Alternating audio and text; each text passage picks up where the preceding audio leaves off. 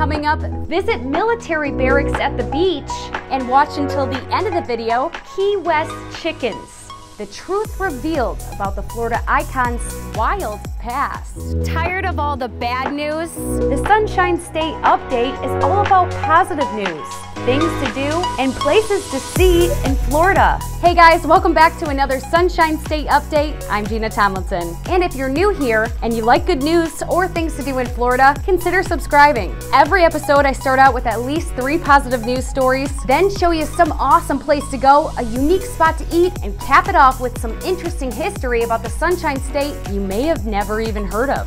To begin a life-changing experience on the waters off South Florida for a critically ill 15-year-old. After battling a cancerous brain tumor, sharks don't scare Cole Peterson. Cole is obsessed with marine biology, and he and his family were flown in from California and got to go on a shark tagging trip with University of Miami shark researchers, all thanks to Make-A-Wish Southern Florida. It felt like I was actually being a part of a new discovery.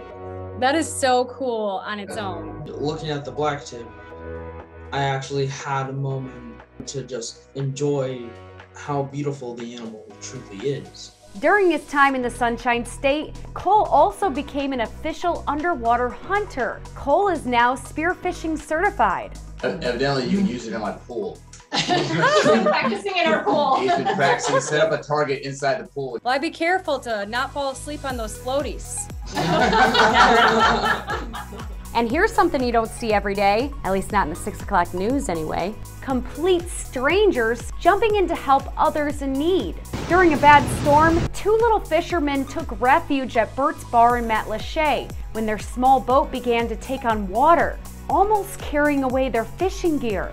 Without hesitation, several bystanders dropped what they were doing inside the bar and rushed to help the young boys. Their mom tells me it was at least 5 guys who pulled the boat up and rescued their gear. And another story about heartwarming generosity from strangers. Decaris Hunter, better known as the Spread the Love guy, because you can find him all over Bay County holding signs with positive messages. The Panama City icon will never forget when the community came together to raise money for his family after their home was destroyed by Hurricane Michael. Thanks to his neighbors and countless others, he, his wife, and daughter have lived in their new place for a year now. And nowadays, Decaris works at a nonprofit mentoring kids. But even with a busy schedule, you can still catch him around town just about every day, spreading love.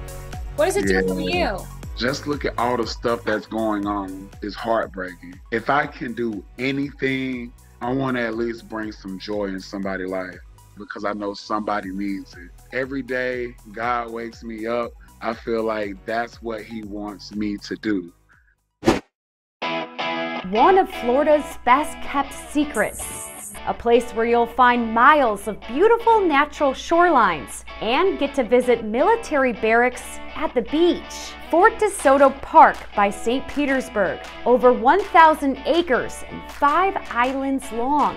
It's easy to spend the entire day there. There's tons of nature trails, places to kayak, swim, bike, or just explore the remains of Fort De Soto, which date back to the American-Spanish War. There used to be 29 post buildings here, but many have been destroyed by time and hurricanes. Some of the fort's ruins lay crumbled in the ocean near the southern end of the park, making a great spot to snorkel. Hidden by a hill at the heart of the park, you can find artillery and go inside mysterious and somewhat creepy rooms.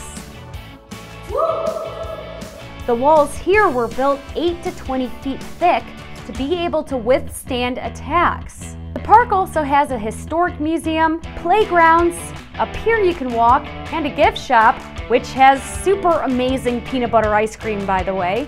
It's only $5 to park for the day, or you can stay the entire weekend at one of their campsites. Now it's time for Off the Menu. I'm checking out VIP, Mexican American Cuisine, home of the strongest margaritas on Indian Rocks Beach. Woo! And authentic Mexican dishes prepared by head chef Pablo. Our tuna dish is made by hand from scratch. It's fresh tuna that we cook off in the morning. Then it has cilantro, it has cheese in there, queso fresco. Our famous wet burrito is made with cheese, and then we have a famous red sauce that we make here in-house. We roll it, and then we stick it in the oven. We put our cheese on top. We bring it out, we garnish it with a beautiful Mexican salad. We have the golden margarita, which is Jose Cuervo Gold. The jalapeno margarita is made fresh, so we cut our jalapenos. We keep the seeds in there, so that gives us a little, our spiciness to it. And it's one of our most popular drinks here. And this one here is the skinny margarita, so obviously no calories. Their margaritas here are so powerful, Robert says they have to keep a 3-drink limit. What happens when people reach the limit? We come out and talk to them. Oh, they get a talking yes, to. We get a talking to. Pablo, Yes. you moved here from Guatemala. Yes, I'm from Guatemala in 1992. I lived in Miami for 2.5 years. Miami is very famous in our countries, but I don't like it, so I moved back to St. Pete. And I stay in St. Pete, met my wife, get married. We are like 27 years married already. It's kind of like a family-oriented Yes, place. it is. Once you work here, you're family. Yes, that's it. We're like a family. And I promise you'll feel at home here too, with VIP's small, chill vibes atmosphere.